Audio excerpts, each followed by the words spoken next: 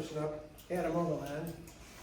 I'd like to say, in all earnestness, Christine and Lauren have built something really and truly unique. In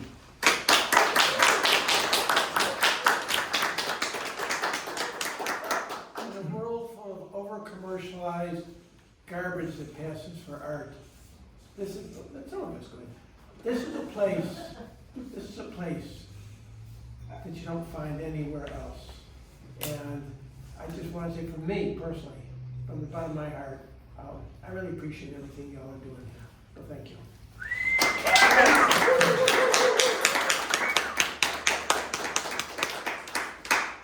He paid me to say that. Would not be much at all. And our last person is Adam Overland.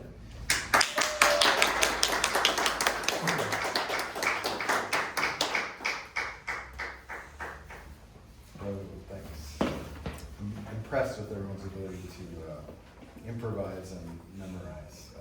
I had brought paper. So I'm going to do a couple of short poems and a little essay. This is based on sort of the infinite monkey theorem, if you've heard of that. So that a monkey hitting keys independently at random on a typewriter, if given an infinite amount of time, will eventually produce Shakespeare. So this is called To Not To Be, on the coming of AI. Knowing that the monkeys might someday write Shakespeare, we wisely took the typewriters away from them, restricted their potassium in precaution, and set them free from their cages. Gleefully slipping upon their way, they howled, the ribbons of ink trailing behind them, now ours alone in which to celebrate and despair. And so stained, our fingerprints remain our own, so long as we might resist. But once their eyes peeled those complete works, we knew it was a matter of time, because before it was no longer to be. Though still we argue with one foot in our graves, the writing of Shakespeare is not the same as the living. And then this one is called Bird Safe Window Decal. I am the black-capped chickadee slain upon crashing headfirst into the window pane, even though the guy who lives here placed stickers on the window to prevent just such a thing from happening. Considerate, perhaps, but the stickers were bird-shaped, which confused and distracted me, caused me to investigate how these particular birds came to be frozen mid-flight, while I seemed to beat my wings interminably. And so I lay here now upon the ground, still life in tall grass that needs mowing, my ankle broken and brain concussed, and this fucking guy with his stickers. This is called Stick People I Have Drawn, Photos I Have Taken. And this is mostly what I write. It's kind of true essays. 25 years ago, I thought I wanted to be a photographer. I'd taken a photojournalism course in college and found I had minor visual artistic side I wasn't aware of. It was surprising because, to be clear, that visual creativity was and still is strictly limited to photography. I cannot draw or paint or really visualize anything in my head. In my 20s, I began working for an airline as a ramp agent, and those are the guys that wave the orange wands, direct the planes, load your luggage.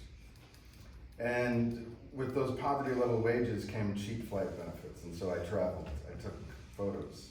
When digital cameras came to the mass market, I upgraded my old Pentax and bought one of the early Nikon digital cameras, a prosumer level camera, they were called.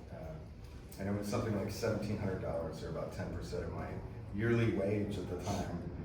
That's how into photography I was. So photography seemed like a direction I could take, and I was floundering. I had a degree in journalism from an expensive liberal arts college. I'd had an editorial internship with the prestigious national magazine, but I felt directionless, and so I worked for an airline and I wandered. And photography was a potential pathway out. And so I started down that road. At one point I even started a business called Overland Photography, selling a few photos here and there, but ultimately giving up. Looking back, I think I was capable, good, even if that's the right descriptor, at seeing beauty around me. I could recognize it, I could sometimes get lucky in capturing it through photography, but I couldn't create it.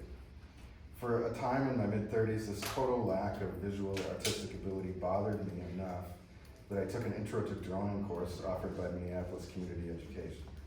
And these are extremely affordable courses taught by community members in everything from basic electrical, which I signed up and took, to the art of making sourdough bread, which I signed up and took. I attended an 8-week, 90-minute drawing lesson with about a dozen other people. We worked on basic skills, and after 5 weeks, I had not improved at all. At one point, the instructor had us look at a fork and draw. And so I had this fork right in front of me, and I stared at it, and I concentrated, and then I began to draw. And what I ended up drawing was a one-dimensional fork that looked like a stick person, except with 4 legs. And kind of a fucked up head.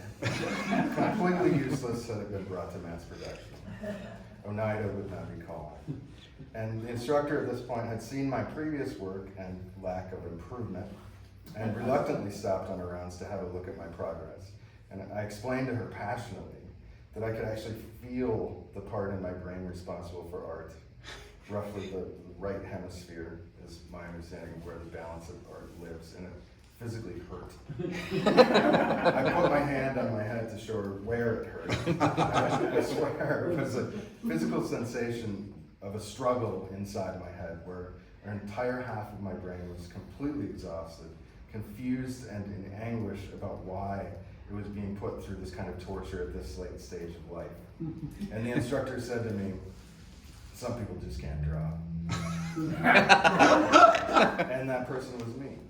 And so I learned something in that course, and I skipped the last 3 classes knowing that I had tried, and finally acknowledging that some of us are born with gifts, some of us have to work really hard to hone our limited gifts, and some of us better be good at giving gifts to people so they like us because we aren't good at other stuff.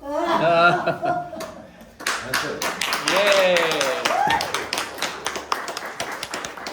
That's great. And some of us are born with exceedingly receding hairlines.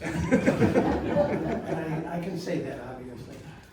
Before we go, the weather looks a little bit rough out there. I don't know what it's doing, but it's supposed to be really windy and maybe there's going to be rain, but who knows. Anyway, there was quite a range of stories. And Jim, you let us off and just like right here. And we had humor, we had pathos, Baruch Hashem, we had religion, we had all kinds of things. And this is what storytelling really is all about. It's a spectrum of all kinds of things. And I just want to say thank you all for coming out. And your stories are all good. And if you read them, you read them. If you told them from here, you told them from there. It doesn't matter. Just you're up here doing your thing, and that's just wonderful. So thank you very much. Thank you. Yay. Thank you, Howard.